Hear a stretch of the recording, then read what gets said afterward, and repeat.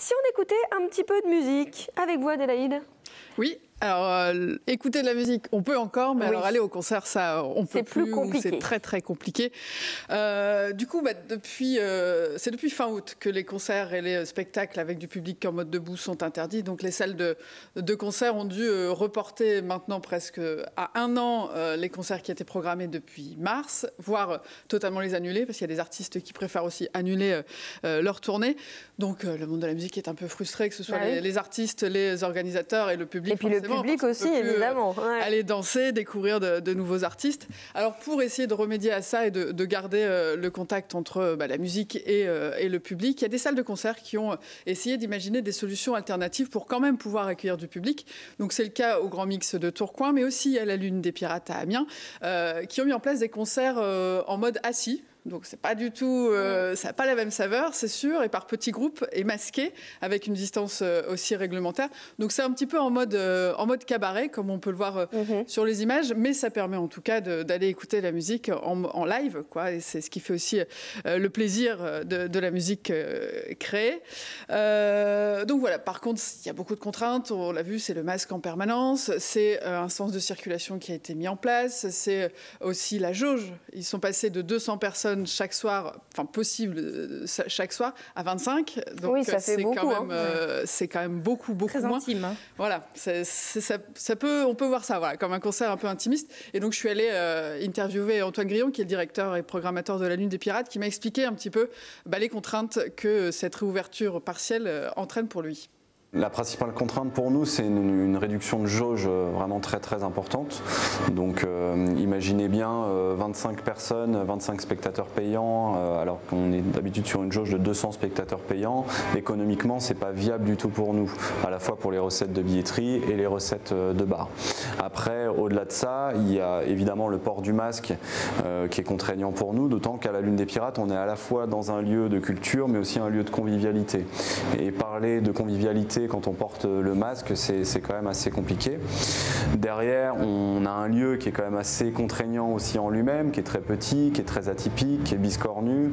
Donc on doit mettre en place un sens de circulation, etc. C'est pas facile non plus. Donc c'est une addition de contraintes qui font que on est un peu en équilibre actuellement et c'est compliqué de produire une activité. Si on ne peut pas produire d'activité, c'est toute une chaîne économique qui ne peut pas se faire. Donc la difficulté, elle est là. Puis après, on a en revanche une difficulté psychologique qui est celle d'être un peu, complètement ou très, très partiellement empêché dans la production de nos activités. Et c'est là que c'est compliqué pour nous. Alors en effet, c'est très contraignant, mais au moins ça a le mérite de pouvoir rouvrir partiellement la salle. Oui, c'est ça. On dirait presque que c'est mieux que rien et ça fait du bien parce que forcément, moi, je suis allée assister au concert de vendredi dernier et réellement, ça fait du bien. Ça manque vraiment ce lien et d'aller voir les artistes comme ça, vraiment de près, j'ai envie de dire. Après, les conditions font que c'est forcément particulier et je sais plus ce que je voulais dire. Et oui, pour eux, l'idée c'est vraiment de garder ce lien, que ce soit pour le public, les musiciens et les techniciens aussi qui souffrent beaucoup de cette crise sanitaire. On écoute Antoine Grillon. Oui. Pour nous, c'est vraiment très important, à la fois pour le public. On souhaite garder le lien avec les spectateurs. Je pense que si on ne fait plus rien, je ne dis pas que les gens vont nous oublier, mais on a envie de continuer à être en contact avec eux. Et puis d'ailleurs, sur les premières soirées qu'on a fait, je pense qu'on a raison de faire ça. On veut aussi garder le lien avec les artistes et les techniciens, vraiment ne pas rompre avec la chaîne économique, continuer à alimenter, à payer des cachets aux artistes, aux techniciens, faire travailler les personnes sur le catering, les restaurants, les hôtels, etc. Ça, c'est vraiment important. Un dernier niveau, c'est aussi pour nous, en interne, pour l'équipe, on a besoin de ça. Notre métier, c'est de faire le lien entre la musique live et le public. Et ça nous fait tout simplement du bien de recréer de l'activité, accueillir des concerts et puis revoir les sourires, même sous les masques des gens.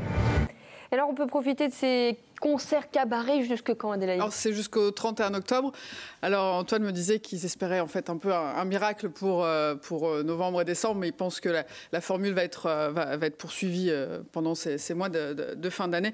Donc, comme on a peu finalement d'occasion de profiter de ces concerts en ce moment, je vous propose d'écouter un extrait du concert de vendredi dernier. C'était Lucie Antunes, qui est une percussionniste électro et qui a réussi quand même à faire bouger le public, même assis et masqué.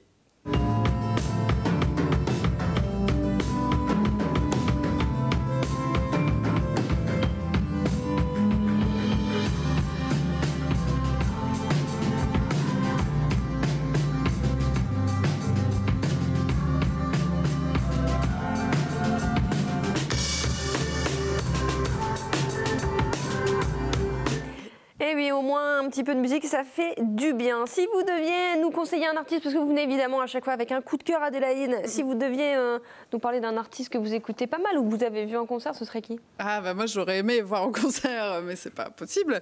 Moi j'écoute en ce moment en boucle une artiste qui s'appelle PR2B, alors rien à voir avec R2D2 de Star Wars, mais PR2B ça vient de son nom qui est Pauline Rambaud de Barallon.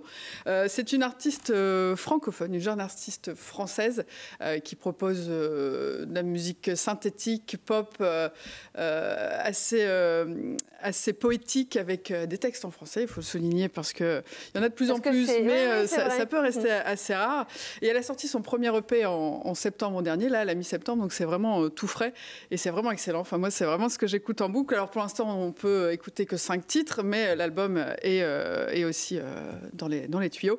Donc là, je vous propose de découvrir son titre qui s'appelle La chanson du bal et un extrait du magnifique clip qui va avec. Et c'est aussi l'artiste qui réalise parce qu'elle est issue d'une formation de cinéma. Donc je vous propose de voir La chanson du bal.